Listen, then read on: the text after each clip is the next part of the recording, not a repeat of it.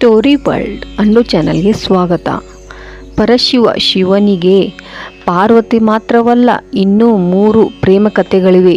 ಆ ಕಥೆಯನ್ನು ಈ ವಿಡಿಯೋದಲ್ಲಿ ನೋಡೋಣ. ತನ್ನ ಪ್ರೀತಿಯ ಪತ್ನಿ ಸತಿಯನ್ನು ಕಳೆದುಕೊಂಡ ನಂತರ ಶಿವನು ದುಃಖ ಸಾಗರದಲ್ಲಿ ಮುಳುಗಿ ಹೋಗುತ್ತಾನೆ. ಸತಿ ಮರಣ ಹೊಂದಿದ ನಂತರ ಆಕೆ ಉಮಾ ಎಂದು ಮರುಜನ್ಮ ಪಡೆದಳೆಂದು ಹೇಳಲಾಗುತ್ತದೆ. ಸತಿ ಶಿವನೊಂದಿಗೆ ಉತ್ತಮ ಜೀವನ ನಡೆಸಬೇಕೆನ್ನುವ ಕಾರಣದಿಂದಲೇ ಮರುಜನ್ಮ ಪಡೆದಿರುತ್ತಾಳೆ. ಉಮಾಳ ರೂಪ ಮರುಜನ್ಮ ಪಡೆದ ಸತಿ ಶಿವನನ್ನು ನೆನಪಿಟ್ಟುಕೊಳ್ಳುತ್ತಿರುತ್ತಾಳೆ. ಆದರೆ ಶಿವನಿಗೆ ಸತಿಯೇ ನೆನಪಿರುವುದಿಲ್ಲ. ಹಾಗಾಗಿ ಉಮಾ ಸತಿಯ ರೂಪವನ್ನು ಧರಿಸಿ ಶಿವನನ್ನು ಮತ್ತೊಮ್ಮೆ ವಿವಾಹವಾಗುತ್ತಾಳೆ. ಸತಿಯನ್ನು ನೋಡಿದ ಶಿವನಿಗೆ ಆಕೆಯ ಮೇಲೆ ಮನಸ್ಸಾಗುತ್ತದೆ. ಇಬ್ಬರು ವಿವಾಹ ನಂತರ ಉಮಾ ಕುಮಾರ ದೇವನಿಗೆ ಜನ್ಮವನ್ನು ನೀಡುತ್ತಾಳೆ. ಎರಡನೆಯದು ಶಿವ ಮತ್ತು ಕಾಳಿಯ ದೇವಿ ನಡುವಿನ ಪ್ರೇಮ ಕಥೆ. ಶಿವ ಮತ್ತು ಕಾಳಿಯ ನಡುವಿನ ಸಂಬಂಧವನ್ನು ಸಾರುವ ಸಾಕಷ್ಟು ಕಥೆಗಳಿವೆ. ನಮ್ಮ ಹಿಂದೂ ಧರ್ಮದಲ್ಲಿ ಅನೇಕ ಜನರು ಕಾಳಿ ಶಿವನ ಪತ್ನಿ ಎಂದು ಹೇಳುತ್ತಾರೆ. ಇದಕ್ಕೆ ಸರಿಹೊಂದುವಂತ ಮಹಾಭಾಗವತ್ ಪುರಾಣದಲ್ಲಿ ಇದೇ ಕಥೆಯನ್ನು ಉಲ್ಲೇಖಿಸಲಾಗಿದೆ.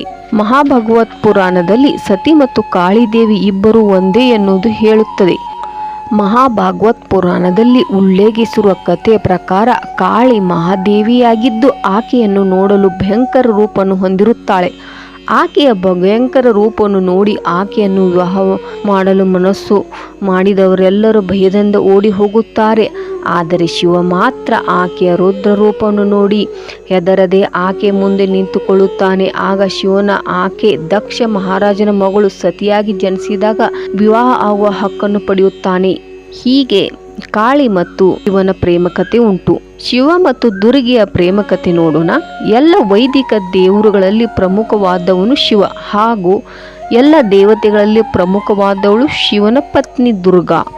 ದುರ್ಗೆಯನ್ನು ದೇವಿ ಅಥವಾ ಮಾತೃ ದೇವತೆ ಅವತಾರ ಎಂದು ಪರಿಗಣಿಸಲಾಗುತ್ತದೆ. ದುರ್ಗೆಯು ಎಲ್ಲ ದೈವಿಕ ಶಕ್ತಿಗಳ ಏಕೀಕೃತ ಸಂಕೇತವನ್ನು ಸೂಚಿಸುತ್ತಾಳೆ. ದುರ್ಗೆಯನ್ನು ಸತಿ ಮತ್ತು ಪಾರ್ವತಿ ಅವತಾರ ಎಂದು ಕೂಡ ಕರೆಯಲಾಗುತ್ತದೆ. ಶಿವ ಮತ್ತು ವಿಷ್ಣುವಿನ ಮೋಹಿನಿ ಅವತಾರ. ದಕ್ಷಿಣ ಭಾರತದಲ್ಲಿ ಪ್ರಸಿದ್ಧ ದೇವರ ಅಯ್ಯಪ್ಪನೆಂದರೆ ತಪ್ಪಾಗಲಾರದು.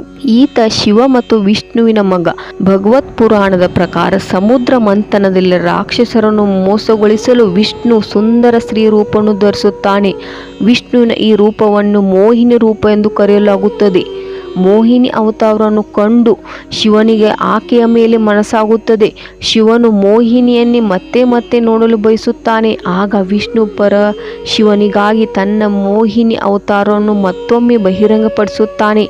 ಶಿವನು ಮೋಹಿನಿ ಹಿಂದೆ ಹೋಗಲು ಆರಂಭಿಸುತ್ತಾನೆ. ಮೋಹಿನಿ ಮತ್ತು ಶಿವ ಒಂದಾಗುವಿಕೆಯಿಂದ ಜನಿಸಿದ ಮಗುವೇ ಈ ಕಾರ್ತಿಕೆ. ಆದುದರಿಂದ ಈತನನ್ನು ಹರಿಹರ ಪುತ್ರನೆಂದು ಕರೆಯಲಾಗುತ್ತದೆ. ಹರಿ ಎಂದರೆ ವಿಷ್ಣು ಹಾಗೂ ಹರ ಎಂದರೆ ಶಿವ.